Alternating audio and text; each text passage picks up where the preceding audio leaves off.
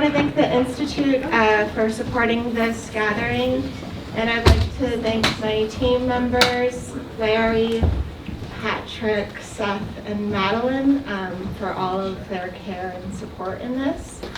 It's from this group largely that Madeline Wilson, who just spoke, and I developed a friendship, and she has helped me immensely with this effort to build collaborative conservation where I'm from in the southern San Luis Valley in southern Colorado. So this is a map that you see of the San Luis Valley. It's been nice to see the San Luis Valley represented in multiple presentations from people that are working in different areas. This map shows the conservation districts that are active currently. So the San Luis Valley is huge. It takes over an hour to drive across. And the areas that are highlighted in yellow have active conservation districts, soil and water conservation districts. And they have done amazing work, and I was able to go to one of their meetings and was inspired by the community that they had there and their support of me being there from the southern end of the valley. How many of you guys have kids, just out of curiosity? A lot. And you raise your hand if you send your kid to the school in your district. And raise your hand if you send your kid to school out of district. So one guy raised his hand in the back for sending their kid to school out of district. So me being a Conejos County citizen and landowner, my family are landowners, we can't go to the out of district meetings for soil and water conservation districts.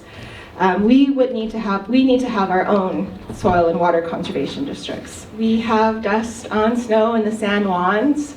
So a lot of landowners where I'm from in the southern part of the valley, Conejos County, they depend on surface irrigation from snowmelt. So this is directly affecting their livelihoods. Before I joined this group, I had not said the phrase dust on snow in my life. And I hadn't heard my family or our friends say the phrase dust on snow. So it just illustrated the importance of having a local gathering to say those words together and talk about what that means. I want to have gatherings like this that you all have built in your communities to talk about how dust impacts our meadows and croplands. The southern part of the San Luis Valley is incredibly beautiful.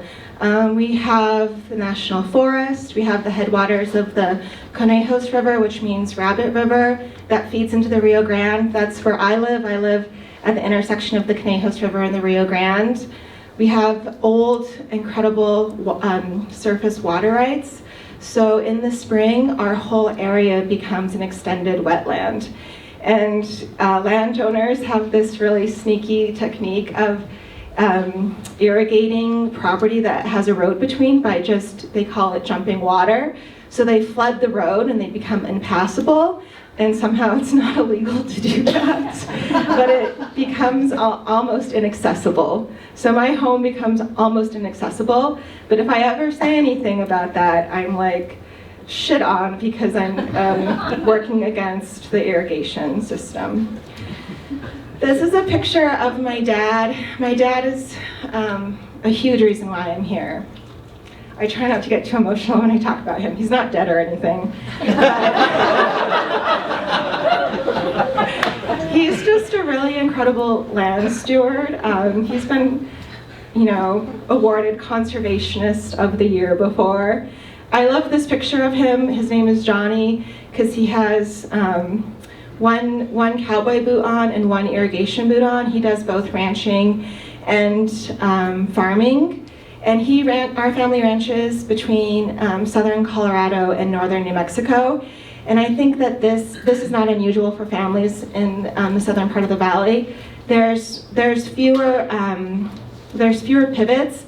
There's more meadows and croplands that are flood irrigated, and there's more livestock production. And with that livestock production, it's typical that families have state or federal allotments in northern New Mexico or in the mountains of Colorado to run those cattle. So that just extends the amount of area that these landowners, my family, my cousins, our neighbors, are managing. They're managing tens of thousands of acres of both cropland, meadows, and also rangeland. And I think that that puts an incredible amount of weight and responsibility on their shoulders, and getting them together in a space through a soil and water conservation district would be very helpful. So this is an area where my family raises their cattle. It's in the Taos Plateau. There's a lot of connections between the southern San Luis Valley and northern New Mexico, and a lot of partnerships. A lot of people that are trying to develop, are developing partnerships, and I think that there's more that can be done there. This is a site where my great-grandmother Rebecca homesteaded. Those are the remnants of her house. And in the background, there's a dust event, probably a minor dust event, but we have an incredible amount of soil coverage. So it's like, I would love to see these pasture areas talked about more in our relationship of dust on snow and the relationship between water and land. It's out here that I learned about really resilient, high desert, drought-tolerant, salt-tolerant plants that are put into seed mixes for revegetation of crop circles. So this is my favorite plant. It's called winter fat. And my dad taught me about this plant, and he learned from his dad. And every time we'd go out to the prairie, my dad would always say how thankful he was that his father taught him how to survive out there. Because to a lot of people, it just looks desolate and unproductive, but I mean, our food just is kind of short and gray, but there's high protein in it, and it creates really healthy animals.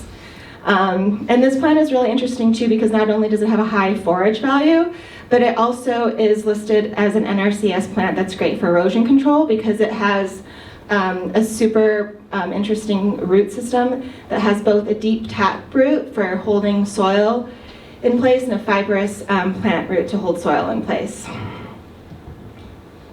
There's a lot of innovation from these landowners that I think could be shared and talked about in a more formal group setting.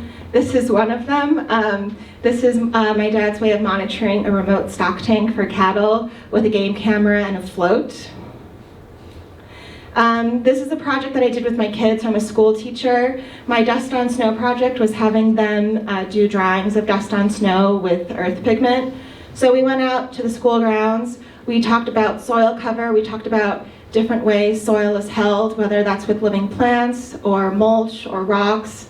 And we talked about what soil is more prone to being eroded. And they took soil samples. They filtered it out. They created this beautiful fine earth pigment to paint with, and they created replications of Jeff's pictures of dust on snow.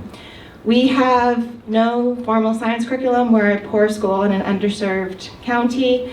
We don't have any budget for art or transportation, so it's all about finding out ways to bring this to the classroom.